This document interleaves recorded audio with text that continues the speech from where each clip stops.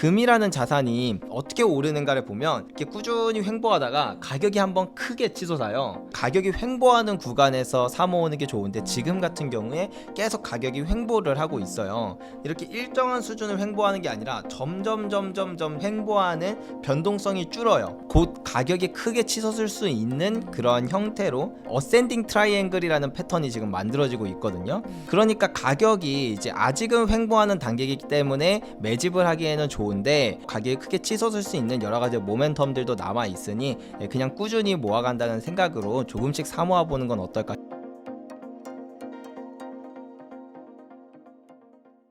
안녕하세요. 오늘 인터뷰 진행을 맡은 김혜은입니다. 요즘 금값이 살짝 주춤하면서 지금 사야 되나 팔아야 되나 고민하시는 분들 정말 많을 텐데요. 오늘은 조규현 작가님과 함께 관련 이야기 나눠보도록 하겠습니다. 작가님 안녕하세요. 네, 안녕하십니까? 네, 작가님을 처음 뵙는 분도 계실 것 같은데 간단하게 소개 부탁드립니다. 안녕하세요. 저는 금 투자만 7년 차고 지금은 이제 금거래소도 운영하고 있는 투스텝 채널의 양벨이라고 합니다. 반갑습니다. 네, 작가님 최근 금값이 일시적으로 하락하는 모습을 보이기도 했는데요. 지금 금값이 떨어진 원인 뭐라고 보시나요? 아무래도 요즘에 이제 트럼프가 네. 한동안 관세 전쟁을 되게 왕성하게 했지 않습니까? 네. 관세 전쟁을 정말 공격적으로 하다가 요즘 들어서는 미중 그런 관세 전쟁도 좀 완화적인 분위기로 가는 것 같아요. 원래 이렇게 관세 전쟁이 벌어진다라고 했을 때는 필연적으로 경기 침체와 인플레이션 이 두 가지 효과가 많이 나타나다 보니까 그것에 대한 우려로 금 가격이 많이 올랐었는데 이것이 완화된다라고 하면 다시 예전으로 돌아가겠구나라고 이제 시장 참여자들이 생각하면서 금 가격이 살짝 조정이 왔었던 것 같고요. 여기에 더불어 이제 FOMC 회의가 최근에 있었는데요. 여기서 조금이나마 금리가 더 내려가지 않을까 기대와는 다르게 여전히 금리는 동결이었고 또 이제 그 연준 이사들이 찍은 점도표를 보면 올해 금리 인하를 아예 안 할 수도 있다라는 그런 확률도 꽤 높아지면서 이거 금리가 인하가 안 되면 돈도 안 푼다는 거고 그러면 금 가격에도 별로 영향이 안 좋게 일어날 것 같은데 라고 이렇게 우려가 생기면서 금 가격이 살짝 조정이 있었습니다. 작가님 이전 인터뷰를 봤는데 지금 금값이 1971년과 똑같다라는 흥미로운 말씀을 해주셨어요. 어떤 점이 유사하고 우린 이걸 어떻게 해석하면 좋을까요? 1971년에는 대표적인 스태그플레이션이라는 경제 상황이 나타났었습니다.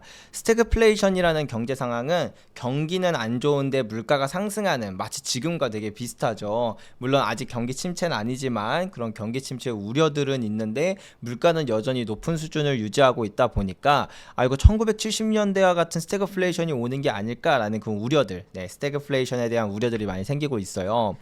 스태그플레이션이 왔었던 이 1970년대를 보면 금 가격이 무려 26배가 상승을 하는 기염을 토했거든요. 그래서 이제 금 가격도 정말 강한 상승에 힘입어서 요즘에 조금만 트리거가 나타나도 크게 오르고 조금 조정 오는가 하면 또 크게 오르고 하는 이유가 그래서 그렇다라고 생각을 할 수 있는데 1971년에는 아주 대표적인 사건이 닉슨 쇼크라는 사건이 있었어요. 그 전까지 전 세계는 달러를 가지고 오면 금으로 바꿔주던 시대였거든요. 근데 1971년에 이제 당시 닉슨 대통령이 금으로 못 바꿔준다, 배째라 이런 식으로 얘기를 했었던 게 1971년 닉슨 쇼크라고 합니다. 그 이후에 이제 화폐 시스템이 완전히 바뀌었어요. 금이 담보가 되었던 화폐 시스템에서 이제는 석유가 담보가 된 화폐 시스템인 페트로달러 시스템 이렇게 바뀌었거든요. 이처럼 화폐 시스템이 바뀌는 시기에는 금 가격이 크게 치솟으면서 전체적으로 물가가 이렇게 많이 올라가는 그런 비용 인상 인플레이션이 일어나는 경우가 되게 많습니다. 비슷한 예시로는 이제 1940년대를 예를 들 수 있는데요. 이 당시는 1차, 2차 세계대전이 끝나고 이제 각국의 정상들이 모여서 우리 이제 기축통화 어떻게 할까? 요거에 대해서 논의를 했던 브레튼 우즈 협정이 있었거든요. 이때 브레튼 우즈에 모여서 각국의 정상들이 이렇게 모여서 어떻게 기축통화를 할까 하다가 통화였다가 이전에는 영국 파운드가 기축 통화였지만 이제 미국의 달러로 이렇게 바뀌던 시스템이었어요. 이때도 마찬가지로 높은 인플레이션과 이제 경기 침체를 동반한 그런 상태에서 화폐 시스템이 바뀌다 보니까 금 가격이 크게 치솟는 일이 발생했습니다. 요즘도 되게 비슷한 것 같아요. 뭐 당장 기축 통화가 바뀐다 아니면 화폐 시스템이 바뀐다 이런 것까지는 아니더라도 달러의 위상이 정말 크게 흔들리고 있고 각국의 중앙은행들은 이미 2010년부터 한 해도 빠짐없이 금을 막 모으고 있습니다. 달러 자산은 계속 줄이고 있고요. 이런 것들이 마치 1970년대 그리고 1940년대를 연상케 하면서 금 가격에 정말 슈퍼 사이클이 다시 찾아올 수 있다라는 이런 기대가 나타나는 것 같습니다. 또 이제 이재명 대통령 시대가 열렸잖아요. 이제 진보 정부와 보수 정부에 따른 금값의 변동이 있을까요? 이재명 대통령이 당선되고 나서 그 이재명 정부의 공약들을 살펴보면 좋은데 AI에 관련된 부분들도 있고요. 그다음에 민생 회복에 대해서 뭐 이제 기본 지원금 그리고 정착 지원금 뭐 이런 지원금이나 지역 화폐에 대한 부분들도 있고요. 그리고 이제 재생에너지에 대한 부분 이런 부분이 좀 크게 있는데요. 우리가 뭐 이제 하나하나 다 뜯어보면 좋지만 이렇게 하면 얘기가 좀 길어지고 요거를 이제 관통하는 하나의 이제 공통점을 찾자라고 한다면 빚을 좀 많이 져야 돼요. 근데 이제 경제학에서는 빚은 곧 화폐 발행이거든요.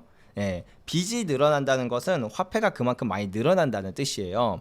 뭐든지 양이 많아지면 가치가 떨어지죠. 특히 우리나라와 같이 기축통화국이 아닌 국가들은 화폐를 너무 많이 발행했을 땐 그게 시차는 좀 존재할지 몰라도 인플레이션으로 나타나게 됩니다. 그래서 우리가 현금을 많이 보유하고 있는 사람들에게는 조금 이제 리스크가 있는 그런 시대로 가고 이것들을 해지하기 위해서 이제 금과 같은 자산들이 요즘 한국에서도 왜 사람들이 금에 대한 관심을 많이 갖는가 요거를 이해하는 데 큰 도움이 될 것 같습니다. 근데 또 비트코인이 있잖아요. 비트코인이 요즘 디지털 금이다 이런 말 많이 하는데 암호화폐의 부상으로 금에 대한 수요가 분산됐다는 의견도 있어요. 작가님의 생각은 어떠세요? 비트코인 때문에 금의 그 상승이 좀 분산됐다. 네. 사실 이 얘기가 언제부터 나왔는가 생각하면은 2020년 정도부터 나온 것 같아요.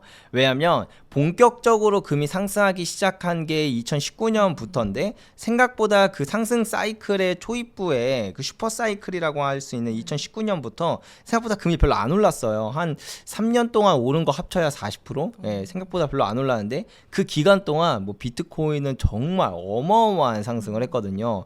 그렇게 높은 인플레이션, 막 인플레이션이 9%까지 올라가고 이러한 다양한 이슈가 있고 막 돈도 어마어마하게 뿌렸음에도 불구하고 금 가격에 비해 암호화폐가 더 많이 올라가니까 이 금에 대한 그 상승분을 암호화폐가 가져간 게 아닌가 이런 얘기들이 이때부터 많이 나온 것 같아요. 근데 저는 제가 생각했을 때는 그렇진 않습니다. 금과 암호화폐는 생각보다 상관성이 되게 적어요. 우리가 이제 상관성이라고 할 수 있는 거는 이 자산들 간의 가격이 어떻게 움직이는가를 데이터로 실제로 분석을 할 수가 있거든요. 분석을 해보면 비트코인과 암호화폐는 거의 상관성이 없습니다. 비트코인은 오히려 주식과 좀 상관성이 많이 높은 편이에요. 우리가 비트코인이라는 자산을 투자할 때 이걸 위험자산이냐 안전자산이냐 이렇게 생각을 해보면 사실은 좀 위험자산에 가까운 형태로 투자를 하는 사람들이 많습니다. 실제로. 그렇기 때문에 상관관계가 주식과 더 높은 거고요. 그렇다면 이제 이렇게 생각하면 되겠죠. 암호화폐는 누구의 상승분을 뺏어왔는가? 원래는 아마도 주식이 훨씬 더 많이 올랐어야 되지만 그 상승분을 암호화폐가 좀 많이 뺏어온 게 아닐까라고 저는 생각을 합니다. 다만 이제 속성 중에는 암호화폐와 금이 좀 비슷한 면이 있기는 해요. 뭐 한정적이라던가 그 다음에 이제 화폐로서 사용을 할 수 있다던가 요런 부분에서는 이제 좀 비슷한 부분들이 있는데 요런 부분들 때문에 이제 미국에서도 스테이블 법안, 스테이블 코인 법안 이런 것들도 많이 거론되는 이유 중에 하나고 요런 것들이 만약에 나중에 비트코인이 지금은 주식과 비슷하지만 나중에 금과 같은 형태로 어떻게 쓰임새가 인정받는다라고 한다면 그리고 이게 심지어 국가의 전략적 자산으로까지 채택된다라고 한다면 오히려 금에 있어서 또 상당한 호재가 됩니다. 그럼 이제 향후 6개월간 금값 흐름 어떻게 전망하고 계세요? 6개월이요. 네. 너무 짧아서 사실은 네. 예, 뭐 거의 반반이죠. 오르거나 떨어지거나 되게 반반인데, 근데 이거는 얘기해드리고 싶어요. 최근 들어서 이란과 이스라엘의 전쟁이 이렇게 많이 불거지면서 이거 뭐 3차 세계대전으로까지 가는 거 아니야? 막 이런 얘기들이 나오잖아요. 이게 뭐 러시아 우크라이나 전쟁 일종의 해프닝이었고, 그 다음에 이스라엘과 이란의 전쟁 일종의 해프닝이다, 이렇게 바라보기는 생각보다 저는 어렵다고 생각합니다. 이건 일종의 패러다임의 전환이라고 생각을 해요. 왜냐하면 미국 자체가 이미 세계의 경찰을 안 하겠다고 선언을 했어요. 그렇기 때문에 이제 경찰이 없는 세계에서는 더 많은 이런 전쟁의 위협들이 발생하기 딱 좋은 일이라는 거죠. 앞으로 전쟁이 더 일어날 거다 이렇게 얘기를 드린다기보다는 전쟁이 언제 어느 때 더 많이 일어나도 이상하지 않을 상황이다. 그렇기 때문에 우리는 올해를 기준으로 볼 때 훨씬 더 금 가격이 치솟을 만한 트리거들이 많이 나올 수 있는 상황이다. 전 그렇게 생각하면서 올해는 금에 있어서 참 좋은 해가 되지 않을까 생각합니다. 그럼 지금 딱 매수를 해야 되는지 아니면 조금만 더 기다렸다가 매수를 해야 되는지 작가님 어떻게 하면 좋을까요? 그것 또한 사실은 어렵죠. 네. 그것 또한 어려운데 저라면 살 것 같아요, 그냥. 어. 왜냐면 실제로 저도 얼마 안 됐어요. 저도 금을 한 1kg 정도 더 샀거든요. 저도 그냥 이제 금을 살 때 지금 가격 거의 비슷한 수준에서 샀어요. 근데 이제 금이라는 자산이 어떻게 오르는가를 보면 이렇게 꾸준히 횡보하다가 가격이 한번 크게 치솟아요. 그리고 또 그 가격쯤에서 이렇게 횡보하다가 크게 치솟아요. 그러면 투자자인 입장에서 어디서 살 때가 좋은 것 같아요? 가장 저렴할 때. 오를 때보다는 그래도 이제 횡보할 때 조금씩 네. 사모으는 게 낫겠죠. 네. 금을 투자할 때는 이렇게 가격이 횡보하는 구간에서 사모으는 게 좋은데, 지금 같은 경우에 계속 가격이 횡보를 하고 있어요. 근데 이 횡보를 하는 게 이렇게 일정한 수준을 횡보하는 게 아니라 점점 이 그 횡보하는 변동성이 줄어요. 그 말은 뭐냐면 곧 가격이 크게 치솟을 수 있는 그런 형태로, 뭐 이건 기술적 분석인데 어센딩 트라이앵글이라는 패턴이 지금 만들어지고 있거든요. 그러니까 가격이 이제 아직은 횡보하는 단계이기 때문에 매집을 하기에는 좋은데, 근데 이제 여기에 더불어 가격이 크게 치솟을 수 있는 여러 가지 모멘텀들도 남아 있으니 그냥 꾸준히 모아간다는 생각으로 조금씩 사모아 보는 건 어떨까 싶습니다. 요즘 2030 세대도 금 투자에 참 관심이 많다고 들었어요. 젊은 세대가 금을 어떻게 활용하면 좋을지, 또 어떤 접근법을 추천하시는지 궁금해요. 아무래도 이제 네. 그러니까 나이가 젊을수록 사실은 투자할 수 있는 자산이 막 되게 많지는 않잖아요. 그리고 이제 월급에서도 쓸 수 있는 양이 그렇게 여유롭지는 않다 네. 보니까 조금씩 사모을 수 있는 그런 투자 방법으로 이제 시작해 보는 게 가장 좋을 거라고 생각을 하는데요. 기본적으로 이제 실물 같은 경우에는 적어도 한돈 단위는 사야 돼요. 한돈이 요즘 얼마인지 아세요? 5만 원? 6만 원? 한돈이요? 한 돈이요? 네. 한 돈? 한돈이 네. 5만 원이었던 때도 있었어요. 네. 한 20년 전에.